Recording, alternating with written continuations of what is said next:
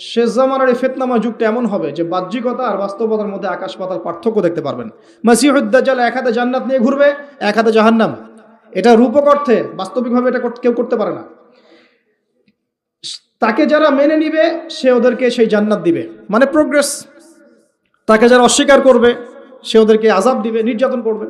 এখন এখানে দেখেন বাস্তবতা আর বাহ্যিকতা এক হলো। দাজ্জালের জান্নাতি জাহান্নাম, জাহান্নামি জান্নাত। অর্থাৎ বাস্তব যেটা সেটা ফলস, যেটা সত্যটাই মিথ্যা, যেটা মিথ্যাটাই সত্য। এটাই সেই যুগ যখন নবী সাল্লাল্লাহু আলাইহি ওয়াসাল্লাম বলছেন শেষ জামানায় সত্যবাদী মানুষদেরকে বলা হবে মিথ্যাবাদী, আর মিথ্যাবাদী সবগুলোকে বলা হবে সত্যবাদী। আমানতদার ব্যক্তি, পরম আমানতদার, তাকে বলা হবে খেয়ানতকারী। আর যে ব্যক্তি খেয়ানতকারী, রিনাউন্ড, তাকে বলা হবে আমানতদার। সবচেয়ে নিচু স্তরের মানুষকে সবচেয়ে উঁচু আসনে বসানো হবে, এমনও আসছে। হাদিসগুলো খালি পড়েন, এবং এই যে একটা আপনাকে দর্শন দিয়ে গেলাম, খিদর আলাইহিস সালামের দৃষ্টিভঙ্গিটা অর্জন করেন, দেখবেন আপনি অনেক কিছুই বুঝতে পারছেন যেটা সবাই পারছে না। এটা বোঝার জন্য এখন কি লাগবে, এখান থেকে আমি একটু করণীয় বলে শেষ করে দিই, অনেক লম্বা হয়ে যাবে না হলে। দেখেন, খিদর আলাইহিস সালাম কিন্তু একদিনে একা একা হয়নি। প্রথমত আল্লাহ পাক তার সম্পর্কে কি বলেছেন একটা কথা বলে দিই। খিদর আলাইহিস সালামকে আমি আমার পক্ষ থেকে রহমত দিয়েছিলাম। আল্লাহর পক্ষ থেকে কি দিয়েছেন আল্লাহ পাক? রহমত, দয়া। আপনি দয়ালু না হতে পারলে, আপনি যদি দয়ালু না হতে পারেন, তাহলে আল্লাহর সেই মারিফত, নূর আর জ্ঞান পাবেন না। তো আগে মানুষের প্রতি, উম্মার প্রতি, সবার প্রতি দয়ালু হতে হবে। তো হ্যাঁ, সবাই আমার ভাই, সবাই আমার উম্মার অংশ, আমি সবার কল্যাণ চাই, কেউ আমার শত্রু নয়। একটা দয়ালু মনোভাব তো লাগবে আগে। নিজে আগে মনে করেন আমি হকের ডিলার, জান্নাতের ডিলার, তোমাদের লিজ লাগলে আসো নিয়ে যাও, তাহলে তো সমস্যা। মনের মধ্যে যদি হিংসার, বিদ্বেষ, পরশ্রীকাতরতার, অহংকারের এইসব বিষ বাষ্প পুষে রাখেন, তাহলে খিদির হবেন কিভাবে? নূর পাবেন কিভাবে? মারিফত অর্জন করবেন কিভাবে? আর হক বাতিল চিনবেনই বা কিভাবে? নিজে চিনবেন না, মানুষকে চেনাবেন কিভাবে? এই কারণে দেখবেন যে ওয়ার্ল্ড অ্যাফেয়ার্স নিয়ে কোনো কথা বললে বলে ভবিষ্যৎবাণী হচ্ছে, অথচ এটা বাস্তব বর্তমান, সেটা খেয়াল নাই। যেটা বাস্তব বর্তমান সেটাকে ভবিষ্যৎ মনে করছে। পুরো ওয়ার্ল্ডের ইকোনমিক সিস্টেম একটা ভয়ঙ্কর হুমকির মুখে আছে। বড় বড় যারা ইকোনমিক্সট এবং যারা মিলিটারি অ্যাফেয়ার্স নিয়ে পড়াশোনা করেন, তারা বলছেন যে এই বিষয়গুলো ওয়ার্ল্ডের সামনে দাঁড়িয়ে আছে। আর পড়াশোনা করে কোরআন সুন্নাহর জ্ঞানের সাথে এই যুগোপযোগী জ্ঞানগুলোকে একত্রিত করে যখন আমরা এগুলোর সলিউশন দেওয়ার চেষ্টা করছি, বলছে গণক, বলছে ভবিষ্যৎ বক্তা, বলছে অমুক তমুক। অথচ ইসলাম, আলেম ওলামা এবং যারা দিনের দায়ী, মোবাল্লেগ, তাদের কাছ থেকে জনগণ আসলে আশা করে কি? আপনারা কি আমাদের কাছে শুধু এটাই আশা করেন ওয়াজ মাহফিলের এখানে বসবো, সুবহানাল্লাহ বলা শিখাবো, আলহামদুলিল্লাহ পড়লে কত নাকি হয় এটাই শিখাবো, হ্যাঁ মাসলা মাসাইলগুলো শিখাবো, এতটুকুই যথেষ্ট? হাত বাঁধবেন কোথায়, আর রফুল ইয়াদান করবেন কি করবেন না, আমিন জোরে নাস্তা, এগুলো নিয়েই কথা বলবো খালি? আমরা কি খালি এই আধ্যাত্মিকত্বের বিষয়গুলোই, ইবাদত বন্দিকে জীবনের কথাগুলোই বলবো? ইসলামে কি ইকোনমিক কোনো সেকশন নাই? ইসলামে কি পলিটিক্স নাই? ইসলামে কি জিও পলিটিক্স নাই? ইসলামে কি অন্যান্য ফিলোসফিক্যাল থটসগুলো নাই? তাহলে যুগ এবং জিজ্ঞাসার সমাধান আপনারা আমাদের কাছে আশা করেন কি করেন না? যুগ এবং জিজ্ঞাসার যে সমাধান, এটা তো আপনার আলেম ওলামার কাছে আশা করবেন, তাই নয় কি? না কার কাছে আশা করবেন? কে দিবে আপনাকে সমাধান? এখন এই সমাধান দেওয়ার জন্য যোগ্যতা কি লাগবে? আপনাকে খিদির হতে হবে, খিদর আলাইহিস সালামের মতো দূরদর্শিতা সম্পন্ন হতে হবে। কিভাবে হবেন? ওই যে আল্লাহ পাক বলছেন আমি তাকে রহমত বা দয়া দিয়েছি। আগে দয়ালু হতে শেখেন, আগে মনের হিংসা দূর করেন, মনটা পবিত্র করেন। আগে পবিত্র হচ্ছে না, টেনশনের কিছু নাই। আল্লাহওয়ালা কোনো মানুষের কাছে আসেন, এসে পড়ে থাকেন, পবিত্র হয়ে যাবেন ইনশাআল্লাহ। আল্লাহওয়ালা যে মানুষরা আছেন, আল্লাহর মারিফতওয়ালা মানুষরা, তাদের কাছে সোহবতে গিয়ে পড়ে থাকেন 5 দিন 7 দিন 1 মাস 40 দিন, ইনশাআল্লাহ দেখবেন আপনি অনেক কিছুই শিখবেন।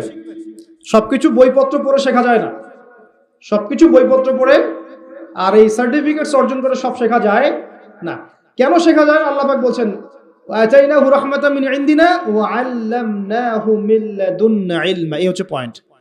আল্লাহ বলছেন আমি খিদিরকে আমার পক্ষ থেকে জ্ঞান শিখিয়েছি। কার পক্ষ থেকে?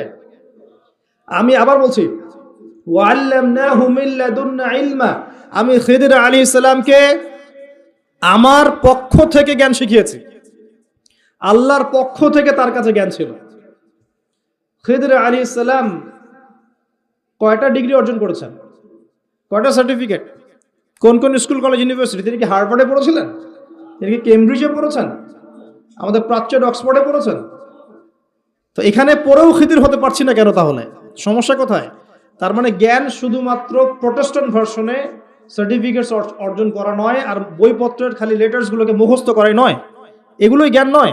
যতক্ষণ পর্যন্ত এগুলোর আমল না আসবে এবং আল্লাহওয়ালা মানুষের সোহবতে না থাকবে, আত্মশুদ্ধি অর্জন না হবে, কলব পরিষ্কার না হবে, ততক্ষণ পর্যন্ত আল্লাহর মারিফত পাবে না।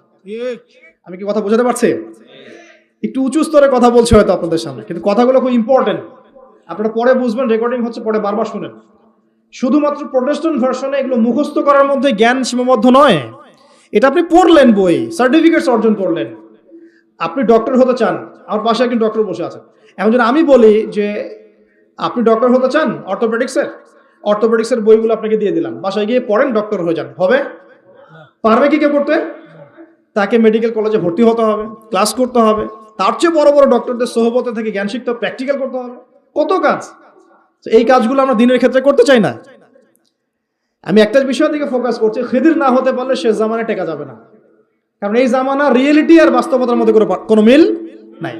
দূরদর্শিতা লাগবে, চিন্তা হবে, চিন্তা হলে নূর লাগবে। ওই যে বললাম, নূর আপনাকে অন্ধকার জাহিলিয়াতে আলোর পথ দেখাবে, অন্ধকার থেকে আলোর পথ দেখাবে ইনশাআল্লাহ। তো প্রথমে লাগবে জ্ঞান, দয়া, একটা কলবুন সালিম, প্রশান্ত হৃদয়, আল্লাহ পাকের মারিফত এবং আল্লাহর নূর। অর্জন হবে কিভাবে? প্রথমে আপনি জ্ঞান অর্জন করে আমল করবেন, এরপর আল্লাহওয়ালা মানুষের কাছে থাকবেন, তাদের সাথে সম্পর্ক রাখবেন, আলেম ওলামা থেকে ডিটাচড হয়ে থাকবেন না, কখনো না। তাদের সোহবতে গিয়ে গিয়ে পড়ে থাকবেন। সপ্তাহে 5 দিন কাজ করছেন, 2 দিন তো ফ্রি আছেন, 2 দিনের মধ্যে 1 দিন সময় দিবেন। পারা যাবে না? বহু ওলামায়ে কেরাম বাংলার আনাচে কানাচে কাজ করছেন, অফলাইনেই, অনলাইনে তাদেরকে পাবেন না আপনি। এমনও আল্লাহওয়ালা মারিফতওয়ালা মানুষ আছে বাংলাদেশের মাটিতে, যাদেরকে আপনি অনলাইনে একটা ছবিও খুঁজে পাবেন না, আছে। আমরা বাধ্য হয়ে প্রকাশ হয়ে গেছি, এখন তো ছবি মূর্তি এটা আমরা তো অ্যাভয়েড করতে পারছি না। আর আমি বারবার নিষেধ করার পরেও এই কাজগুলো আপনারা করছেন, এটাকে আমি আসলে খুব একটা সাপোর্ট করি না, কিন্তু বাধ্য হয়ে যাচ্ছে অনেক সময়। আল্লাহ পাক মাফ করে দেখ, দোয়া করি। চেষ্টা করছি যেগুলো থেকে বের হওয়ার, কিভাবে বের হওয়া যায়।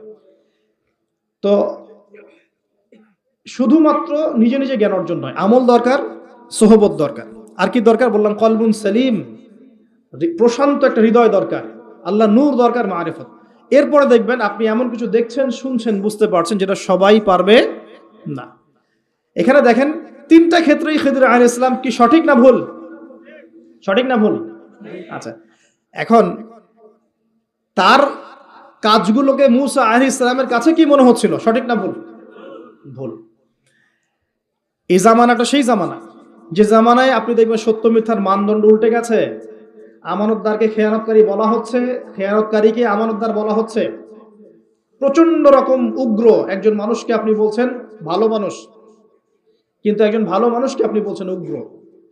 প্রচন্ড রকম জালেম একটা সভ্যতাকে আপনি বলছেন একদম বিশ্বের সবচেয়ে উন্নত সভ্যতা, কিন্তু আদতে তারা বিশ্বের সবচেয়ে নিকৃষ্ট সভ্যতা। বাহ্যিকভাবে আপনি দেখছেন ইকোনমিক প্রোগ্রেস, আসলে দেখছেন ধসে যাচ্ছে। বাস্তবতা হচ্ছে এটা ধসে যাচ্ছে। আপনি দেখছেন নারীর অধিকার একদম, আদতে নারীরা জাহান্নামী হচ্ছে বেশি বেশি। বাহ্যিকভাবে দেখছেন যে পোশাক চেঞ্জ হয়ে যাচ্ছে, ছেলের পোশাক মেয়ে, মেয়ের পোশাক ছেলে, তাই না? এটা শুধু বাহ্যিক পোশাকেই হচ্ছে না, এটা আপনার সমাজের ফাংশনাল রোলটাও চেঞ্জ হচ্ছে। সমাজের ফাংশনাল রোলের মধ্যে মেয়ে ছেলের জায়গায় আসছে, ছেলে মেয়ের জায়গায় আছে। ভিতর থেকে দেখা শেখেন আপনি, ভিতর থেকে দেখা শেখেন। দেখছি আমরা উম্মার জন্য অনেক কিছু করে ফেলছি, কিন্তু আদতে আমরা এখনো ঐক্যবদ্ধই হতে পারছি না। আমরা সবাই মিলে একটা জায়গায় আসতেই পারছি না এখনো। ছোটখাটো বিষয়গুলোকে নিয়ে অনলাইন অফলাইন গরম করে রেখে দিচ্ছে একেবারে, তাই না? অথচ বাস্তবতা হচ্ছে দিন দিন মানুষ খ্রিস্টান হচ্ছে, দিন দিন মানুষ কাদিয়ানি হচ্ছে, দিন দিন মানুষ শিয়া হয়ে যাচ্ছে, উম্মার ঐক্য বিনষ্ট হচ্ছে। মিডিয়া, প্রযুক্তি, ফাইন্যান্স সব পশ্চিমারা নিয়ে নিচ্ছে। আমরা এই বসে বসে এইভাবেই আছি, আপোষে ইখতিলাফ। এগুলো টোটালি টাইম ওয়েস্ট করা। আর কি বলবো, এগুলো থেকে দূরে থাকতে গিয়েও পারা যাচ্ছে না, মানুষ জোর করে টেনে নিয়ে আসছে এখানে। দূরে থাকতে গিয়েও পারা যাচ্ছে না, মানুষ জোর করে টেনে নিয়ে আসছে এখানে। বিশ্বে কত বড় বড় ইস্যু চলছে, কোনো ইস্যু নিয়ে কোনো কথা নাই। কয়দিন আগে হ্যালোইন না হলোইন একটা উৎসব হয়েছে না আরবে, একটা ঘোমটাওয়ালা কোনো কথা বলে নাই। একটা ঘোমটাওয়ালা, কোনো ঘোমটাওয়ালা একটা কথা বলে নাই এই উৎসব নিয়ে। বলেছে? বলে নাই। ইয়েমেনে বোম্বিং এবং বহু শিশু, মাসুম শিশুকে টোটালি ম্যাসাকার, কিল করা হয়েছে, একটা কথা বলেনি কখন? বলেছে? একটা স্ট্যাটাস দেয় নাই। আমাকে খুঁজে নিয়ে দেখেন। পেট্রোল এবং ডলার, এই মনিটারি সিস্টেম চলেছে, এর ফলশ্রুতিতে ডলার হয়েছে সারা ওয়ার্ল্ডের রুলিং কারেন্সি। একটা অন্যায়ের প্রতিবাদ করা হয়নি। সিনেপ্লেক্স, অশ্লীলতা, মাদক, এসবের বিরুদ্ধে যারা যারা কথা বলেছিলেন সবগুলোকে ঢুকিয়ে রাখা হয়েছে ভিতরে। ঘুমটাওয়ালা একজন একটা কথা বলে নাই, একটা কথা বলে না, একটাও কথা না। বিশ্বের এই যে কয়দিন আগে নবী সাল্লাল্লাহু আলাইহি ওয়াসাল্লাম অবমাননা ইস্যু হয়েছিল না, জেনারেল ভাইরা আন্দোলন করেছিল রাস্তাঘাটে, জেনারেল ভাইরা, তখন এরাই ঘোমটা দিয়ে বলেছে যে এইসব করা যাবে না, নবীর প্রতিবাদ করা যাবে না, নবী সাল্লাল্লাহু আলাইহি ওয়াসাল্লামের অবমাননা কোনো প্রতিবাদ করা যাবে না, এটা নাকি অন্যায় হচ্ছে। কি করতে হবে? ঘরের কোণে ফিস করে কানে কানে বলতে হবে, জানো নবীকে না একজন অবমাননা করেছে। অনলাইনে বলা যাবে না, বলেনি? মানুষ সব ভুলে গেছে নাকি? এই কয়দিন আগে তাবলিগ জামাত, একটা মাকবুল জামাত, বাংলাদেশের সারা সাবকন্টিনেন্টের একটা মাকবুল জামাত, কয়দিন আগে বলেছে নিষিদ্ধ, ব্যান্ড, বলে নাই? বিগার ইস্যুস গুলো নিয়ে ওয়ার্ল্ড অ্যাফেয়ার্সে কি হচ্ছে, দেশের অর্থনীতির কি হচ্ছে, সামনে একটা ইকোনমিক স্যাংশন আসছে, দুর্ভিক্ষের মতো অবস্থা তৈরি হচ্ছে, কি হবে এখানে, কি করবে মানুষ, কোনো সলিউশন নাই। উম্মার বিভক্তি কিভাবে ঐক্যবদ্ধ হবে, কোনো প্রচেষ্টা নাই। কিভাবে ইকোনমিক্যালি আমরা শক্ত হব, সামাজিকভাবে ইসলাম কায়েম হবে, ইসলামের বিধানগুলো বাস্তবায়িত হবে, কোনো চেষ্টা নাই। কথা কি নিয়ে জানেন? ঘ্রাণ কেন পেল বেটা, আমি পেলাম না, সে কেন পাইল? আশ্চর্য একটা কথা, অদ্ভুত। মানে কত নিচু মানসিকতার মানুষ হলে এই ছোট ছোট বিষয়গুলোকে নিয়ে মানুষকে ব্যস্ত রাখতে পারে, আল্লাহর কসম আমি জীবনে দেখি নাই, কসম আল্লাহ। কত নিচু মানসিকতার মানুষ হলে এ ধরনের ইস্যুসগুলোকে নিয়ে উম্মাকে ব্যস্ত রাখতে পারে, আল্লাহর কসম এরকম মিন মাইন্ডেড মানুষ আমি জীবনে দেখি না। এগুলো তো দলিল দিতে পারবেন না। আপনি কি দলিল দিতে পারবেন? কেমন ছিল, কি ছিল, কোথায় লেখা আছে? পারবেন না। কিন্তু কিছু বিষয় তো আপনি দলিল দিতে পারবেন। এক, কিরকম? নবী সাল্লাল্লাহু আলাইহি ওয়াসাল্লাম মেরাজের রাতে ঘ্রাণ শুনেছেন। জিজ্ঞাসা করছেন, ইয়া জিবরাইল আলাইহিস সালাম, এটা কোত্থেকে আসছে? তিনি বলছেন, এটা ফেরাউনের মেয়ের যে চুল আশ্রয় দিত বাদী দাসী, তার নাম হয়তো অনেকে আসিয়া বলেন, আল্লাহু আলাম, আল্লাহ ভালো জানেন, হাত থেকে চিরুনি পড়ে গেছে, তিনি বলেছেন বিসমিল্লাহ। এটা শুনে ফেলেছে এই ফেরাউনের মেয়ে, শুনে ফেরাউনকে বলেছে যে এ তো আল্লাহ ছাড়া আপনাকে ইলাহ মানে না, আল্লাহর নামে সে চিরুনি উঠিয়েছে। এখন এই অপরাধে ফেরাউন তাকে বলছে ফিরে আসতে হবে, না হলে হত্যা করব। তো সেই দাসী বা বাদী বলছেন, না, ফিরে আসবো না, কারণ আল্লাহ হচ্ছেন আপনার রব, আমার রব, সবার রব। কে বলছে এটা? ফেরাউনের দাসী। ফেরাউন তার সন্তানদেরকে একত্রিত করে বলল, আগুন জ্বালাও। আগুন জ্বালানো হলো। আগুন জ্বালানোর পর বলছে, এখনো ফিরে আসো, না হলে তোমার সন্তানদেরকে আগুনে ফেলে দিব। কিসে ফেলে দিব? আগুনে। দাসী বলছে, আমার সন্তান দুটো, যদি 5টা 10টাও সন্তান হতো তাও আমি পিছু পা হতাম না। একটা একটা করে সন্তানকে ফেলে দেওয়া হলো। জ্বলন্ত আগুনের সন্তান ভস্মীভূত হয়ে গেল। সর্বশেষ সেই দাসীকেও ফেলে দেওয়া হলো। জিবরাইল আলাইহিস সালাম বলছেন, ওই যে দাসী এবং তার সন্তানদেরকে যেখানে দাফন করা হয়েছে সেই সালামের সময়ে, আর সেই ঘটনা প্রকাশ পেয়েছে নবী মুহাম্মদ সাল্লাল্লাহু আলাইহি ওয়াসাল্লামের মেরাজ। সুবহান। আরেকজন সাহাবী আনাস বিন নদর রাদিয়াল্লাহু আনহু, আনাস বিন নদর রাদিয়াল্লাহু আনহু, উহুদের যুদ্ধ হচ্ছে। উহুদের যুদ্ধের মধ্যে একবার একটা গুজব ছড়িয়ে পড়লো। কি গুজব? গুজবটা হচ্ছে যে মুহাম্মদ সাল্লাল্লাহু আলাইহি ওয়াসাল্লামকে হত্যা করা হয়েছে, নাউযুবিল্লাহ। তো অনেক সাহাবী তখন অস্ত্র ফেলে দিয়ে এইভাবে বসে আছে। তো আনাস বিন নদর রাদিয়াল্লাহু আনহু তিনি বলছেন যে তোমরা অস্ত্র ফেলে দিয়েছো কেন? তখন তিনি বলছেন, যাকে হত্যা করা হয়েছে তিনি যদি নিহত হয়ে থাকেন তাহলে আমাদের বেঁচে থেকে কি লাভ? এখন তিনি ছুটছেন, ঘোড়সওয়ার হয়ে ছুটছেন। এক পর্যায়ে তিনি বলছেন সাদ বিন মুয়াজ রাদিয়াল্লাহু আনহুকে, হে সাদ বিন মুয়াজ। তো আনাস বিন নদর রাদিয়াল্লাহু, আমি পয়েন্ট আউট করে দেই, রাসূল সাল্লাল্লাহু আলাইহি ওয়াসাল্লাম মেরাজের রাতে ঘ্রাণ পেয়েছেন। আনাস বিন নদর রাদিয়াল্লাহু আনহু উহুদের মাঠে বলছেন, আমি ঘ্রাণ পাচ্ছি, ছুটে চললেন, শহীদ হয়ে গেলেন। ইভেন ইমাম বুখারী রাহিমাহুল্লাহকে যখন দাফন করা হয়, তাকে যারা দাফন করছেন তারা বলছেন, আমরা মেশক আম্বরের গন্ধ পাচ্ছি। এখন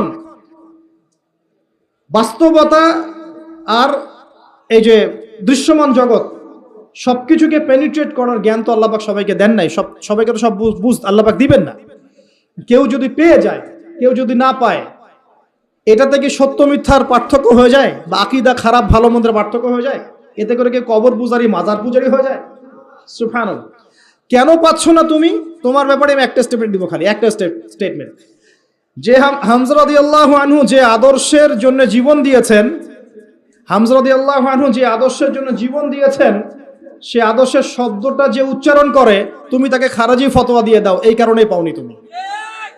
কথা কি বুঝতে পেরেছেন? হামজা রাদিয়াল্লাহু আনহু যে আদর্শের জন্য জীবন দিয়েছেন, ওই আদর্শের শব্দটাও কেউ যদি মুখে উচ্চারণ করে, সে এই যে গর্তের মধ্যে থাকবে, মাথা উঁচু করে বলে দিবে অমুক খারিজ আর তমুক খারিজ, শেষ। এই কারণে আল্লাহ পাক তোমাকে এই তৌফিক হয়তো এখনো দেন নাই। আল্লাহ পাক আমাদের সবাইকে বোঝার তৌফিক দান করুন, খিদর আলী ইসলামের মতো জ্ঞানী হওয়ার তৌফিক দান করুন।